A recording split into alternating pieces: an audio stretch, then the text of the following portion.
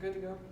Okay, our book is called Deadline, written by Chris Croucher. Ben, the main character, has a terminal illness which he has about a year to live. He wants to go out and do all of these things he desires before he dies because he refused treatment. Ben's best friend is his brother Cody, and they do everything together, including playing on the high school football team. Every time Ben goes to sleep, he talks to this guy named Jesus, in which he tells Ben the important aspects of life. Jesus, good to see you. You too, my friend. You check out the book burning today? Your coach knows how to make a point.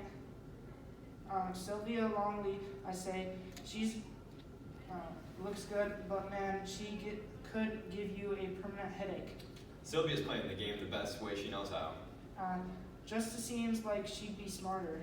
She's plenty smart, she's just scared. The boogeyman in her game is loss of control.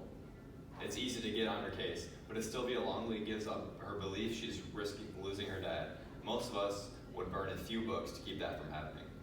So should I have agreed with her? I didn't say that. What makes this game interesting is that it's interactive. You have a deal with Sylvia Longley of the universe, and she has to deal with the Ben Wolves. Everyone gets a set of controls when they walk on. I kind of miss Marla. She was a nice young woman. What do you miss? You know, someone to talk to that I could tell everything. You have the great confessor in your bedroom, and you need someone to talk to? I'm talking about someone real. If you prick me, do I not bleed? I can't prick you to find out. Bright red blood trickles from the scars on the palm. Oops. Geez, Jesus, don't do that. It's creepy. I love that trick. It's not a trick when you're in somebody's dream. Anyone can do anything in a dream. And what's with the scars on your palms? Are you trying to tell me you're really... Nah, I'm just messing with you. So what would you talk to with Marla that you can't tell me? Nothing that I can tell you, really. I've been messing with Lambert about Malcolm X, but I'm really interested. Very misunderstood guy in your culture. Yeah. Rudy says the same thing. He's turning into a whole different guy of the sauce, by the way. You had a lot to do with that, you know. Yeah, meat and nutrients. You and you company. When there's no connection, people die. Malcolm X is probably a pretty good meeting point for the two of you. Well, as you can probably tell from A Universe Away, I'm nuts about Dallas. It's like I couldn't have imagined her. I couldn't have dreamed up to want her. She's tough and she's sad. And you should see her with her little brother. Great, you have. I'm worried. I think she really liked me. I want to spend time with me. Oh, she wants to spend time with me even after graduation. And, well, I'm not gonna be around. You're worried about her expectations. Yeah, Maybe you should tell her. I've thought about it, but man, once people know, nothing will be the same. What really worries me is that she feels big time betrayed by her uncle and all the people who were supposed to take care of her.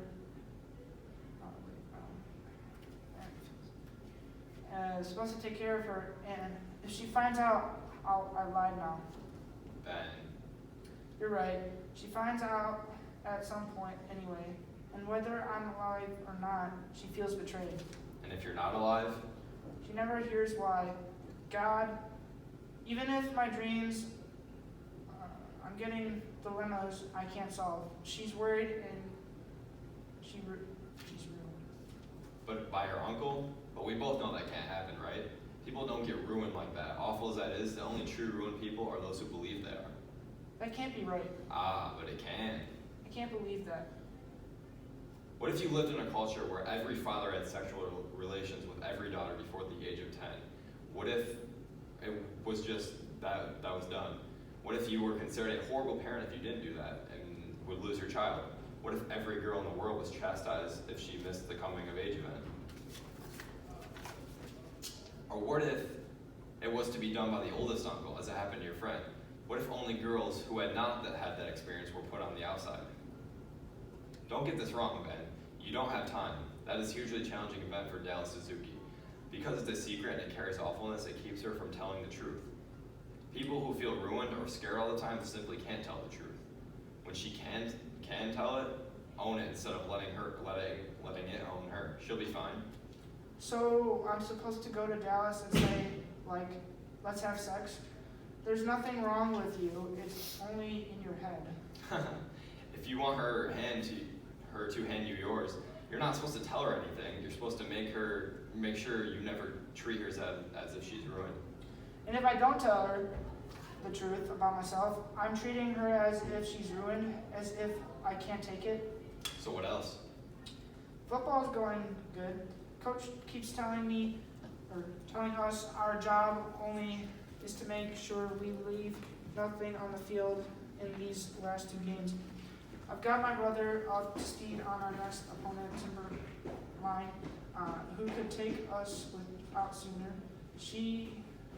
Should be good one.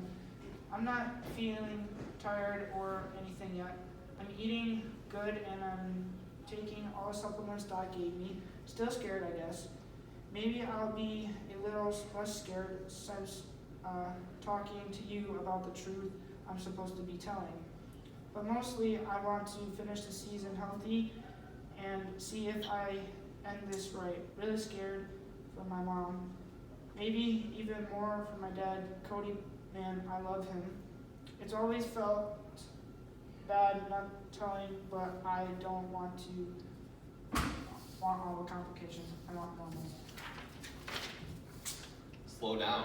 You might want to consider that. Relative to other people's lives, it's not normal. I'm sure it helps to pretend otherwise. I'm not sure it helps to pretend otherwise.